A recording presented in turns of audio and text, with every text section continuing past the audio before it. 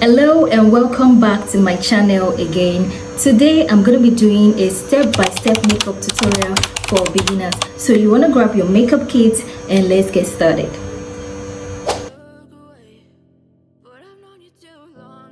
The first step is to use a hydrating face mist, and this is going to help to lock in moisture into your skin. Also, using a hydrating mist in your makeup routine is going to be an absolute game changer for you, because this just helps to melt in all your makeup products into your skin. Next step is to apply moisturizer. And what is a moisturizer? A moisturizer helps to lock in hydration into the skin, and irrespective of your skin type, whether it's dry, whether it's oily, whether it's combination, all skin type needs to hydrate skin, because you don't want your skin to be dehydrated. If your skin is dehydrated, your skin tends to overproduce oil, and this is going to cause your makeup to look greasy and cakey throughout the entire duration of the makeup. And one moisturizer I've been loving lately is the Blossom Cosmetics Moisturizer Moist Essence with Hyaluronic Acid. And I really like this moisturizer because it really does help to moisturize and hydrate my skin. So you can either choose to use a cream moisturizer or a serum moisturizer. So I'm going to allow this to dry down into my skin before moving to the next step. Primer basically is a product that you put on your skin after you moisturize your skin. And what does a primer do? A primer helps to smoothen the skin and create a poreless surface for your makeup. Now we have different types of primer. We have the hydrating primer and we have the mattifying primer. Now if you have oily skin, I would recommend that you go for the mattifying primer, so especially ones that says oil control, so that you can control the oil on your skin, and that way your makeup will last long, because a primer also helps your makeup to last long. If you have dry skin, I recommend you go with a hydrating primer, so that you can hydrate your skin, and that way your makeup doesn't feel dry and uncomfortable. Now if you have combination skin, you can either go for a hydrating primer or a mattifying primer. I have a combination skin, and today I am going to be going in with a mattifying primer, and you can see that it says here oil control. And because I have combination skin, I am going to only be applying this on the areas where I tend to get oily, which is my T-zone, my forehead, my chin, and my nose.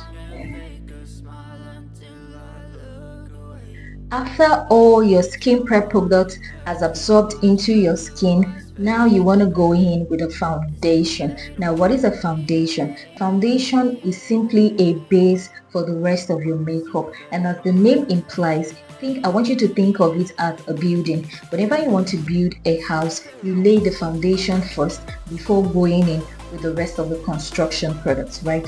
Same as foundation. Foundation is the base for the rest of your makeup. Now the foundation also is used to even out the skin tone, especially if you have blemishes, hyperpigmentation. You can use your foundation to even out your skin tone. Now we have different types of foundation. We have mattifying foundation, we have water-based foundation. If you have dry skin, I recommend you go for the water-based foundation, so that it can hydrate your skin, and that way your skin is going to be looking fresh and comfortable throughout the day. It's not going to be looking too dry. Now if you have an oily skin, then I recommend going also with a water-based foundation, so that it can hydrate your face. That way your skin will not overproduce oil and your makeup will not end up looking greasy and cakey. Now if you have combination skin, you can either go for a water-based foundation or a mattifying foundation. Now I have combination skin and I can go for either of the two. So today the foundation I am going to be using is the Avo foundation in the shade 05 and the shade 03. This foundation, one is a bit too light for me and one is a bit too dark for me. And also this foundation tends to get really yellow on my skin. What I'm going to be doing is I'm going to be mixing the two foundations together. I'm going to take 2 pumps of the lighter shade and I'm going to be taking 1 pump of the dark shade. Now I am going to use a blue pigment like this and I am going to mix it with the foundation so that it can neutralize the yellowness of the foundation. When it comes to foundation application, you can either go in with a brush or a beauty blender. A brush is going to give you full coverage while beauty blender is going to give you sheer coverage. Now I like to go in with a foundation brush first and then go in with a beauty blender to kind of just blend everything together.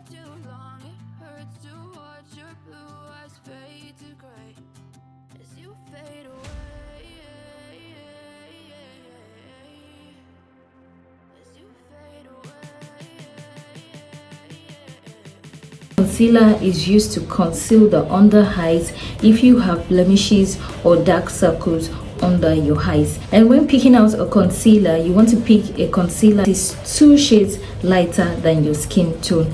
And also a concealer is used to brighten up the face. And the concealer I am going to be using today is the Avo concealer in the shade A05. So I'm going to be applying this right under my eyes, a little bit on my chin, on the bridge of my nose, and my forehead. I'm going to take my beauty sponge and I'm going to use it to blend that out. I'm going to start by blending the edges first, and then I go into the middle part.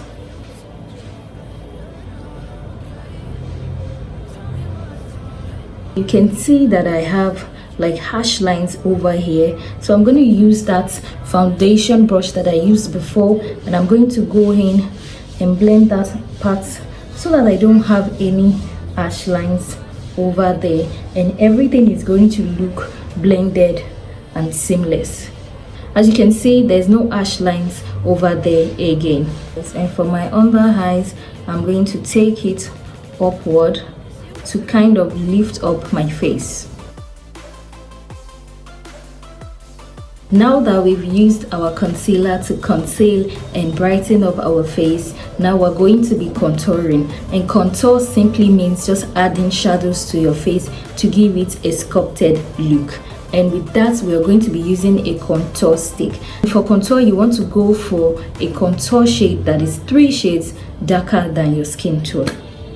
And when you're contouring, you want to put it right here above your hair loop. This is your hair loops here, so the contour has to go right above your hair loops. It's to your forehead to give it the illusion that your forehead is small. If you like, you can also go in to contour your nose to give it that slim effect. When you're blending out your contour, you want to blend upward. You don't want to bring it down to avoid your face looking flat. When you blend it upwards, it makes your cheek appear more higher and more sculpted.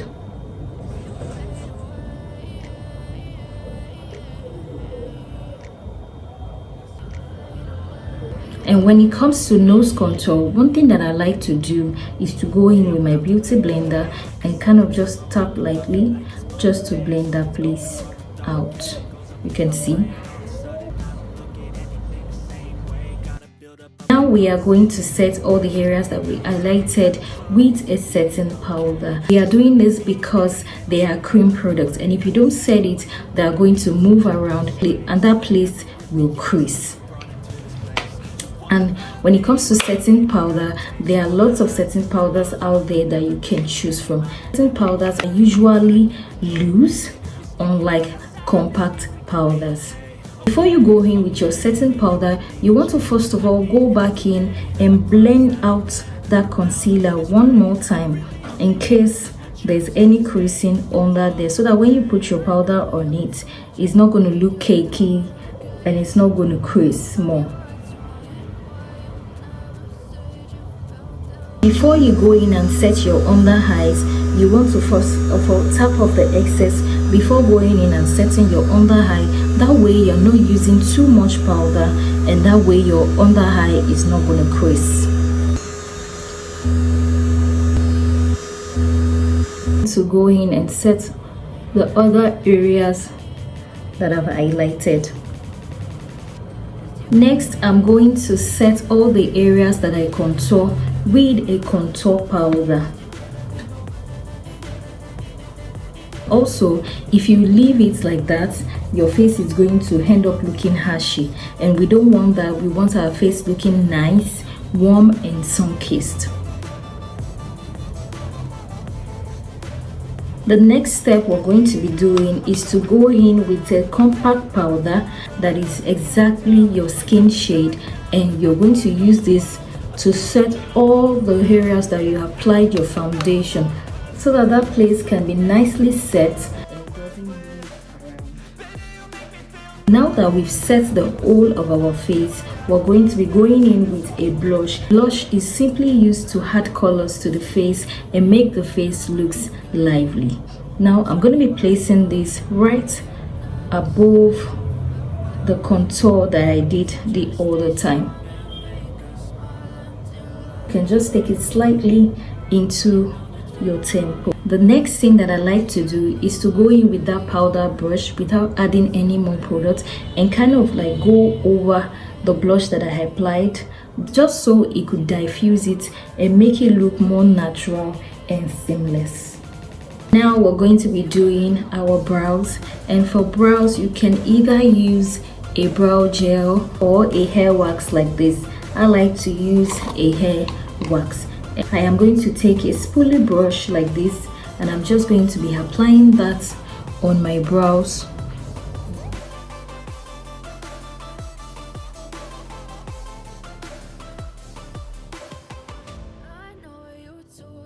Now if you want, you can leave it like this, and if you want to take it top notch, then you can go in with a brow pencil and kind of just draw your brows according to your brow shape. And when doing this, you want to go in lightly. You don't want to press too hard, so that your brows don't end up looking too dark and too painted. Can you see? I'm going to also do the same for this side. Just going to draw it lightly.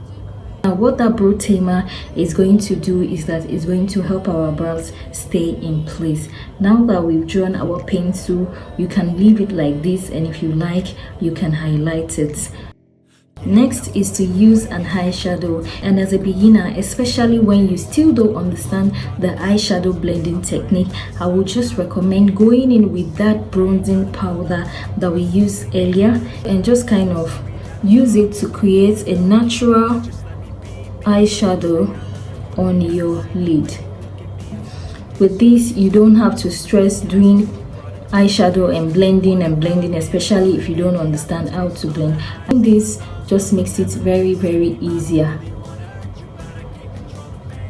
And that's it. Now if you like, you can use false lashes, and if you're not a falsy girl, you can just go in with a mascara and you're good to go. For lips, you want to go in with a brown lip pencil like this one. You want to kind of just trace your natural lip line, just to kind of accentuate that place. I like to overline my lips and just go in with a colored gloss.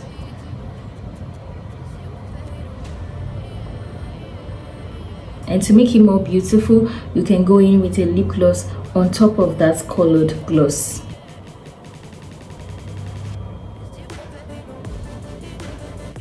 The last and final step is to go back with that hydrating mist to kind of blend all your makeup together, remove that powdery look, and to make sure that your makeup lasts all day long, especially if you're going to be wearing it for a long time.